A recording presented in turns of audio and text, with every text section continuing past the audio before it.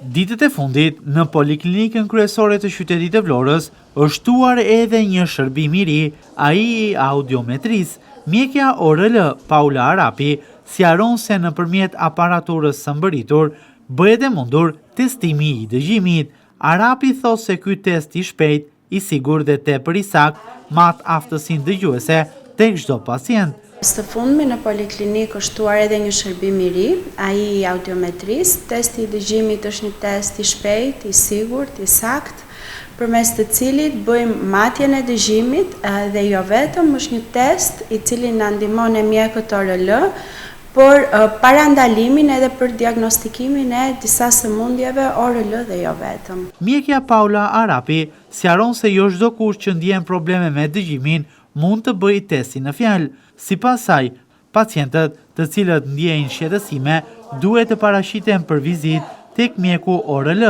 dhe janë mjekët që në varësi të problematikës që evidentojnë të përcaktojnë më pas nëse duhet bërë ky test apo jo. Përgjithsisht sugjeroj që të bëhet vizita tek mjeku ORL dhe pasi ne i bëjmë një vizitë të detajuar e vlerësojmë në qoftë se ka nevojë që të plotësohet me këtë lloj shërbimi. Sipas Arapit, ky është një shërbim i cili nuk është ofruar më parë, por është sjell aty pas kërkesave të mjekëve, duke parë edhe problematikat e dëgjimit, por edhe interesin e lartë nga pacientët. Në Poliklinikë është hera e parë që futet si testim, është i rëndësishëm sepse siç e thash dhe më përpara, na ndihmon për të depistuar në popullat për sëmundje të ndryshme që ne na duhet. Sipas mjekes Arapi, ai njëkohësisht vjen si një masë parandaluese për disa sëmundje të dëgjimit, duke i ndihmuar madje mjekët që të evidentojnë problematikat sëmundjet e dëgjimit në kohë.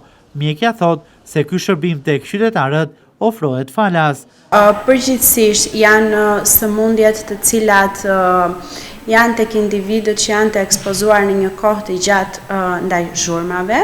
Kur ne i bëjmë testin e dëgjimit dhe e vërtetojmë që ka një ulje të dëgjimit që lidhet për ekspozimin ndaj zhurmave, u sugjerojmë masat parandaluese për të mos ta dëmtuar më tej, pasi përgjithsisht humbjet e dëgjimit në këtë lloj forme janë të parikuperueshme për aq sa ka ndodhur, kështu që mundohemi të parandalojmë dëmtimet e mëtejshme. Besoj se është një shërbim që ofrohet falas për qytetarët. Po, është një shërbim që ofrohet falas.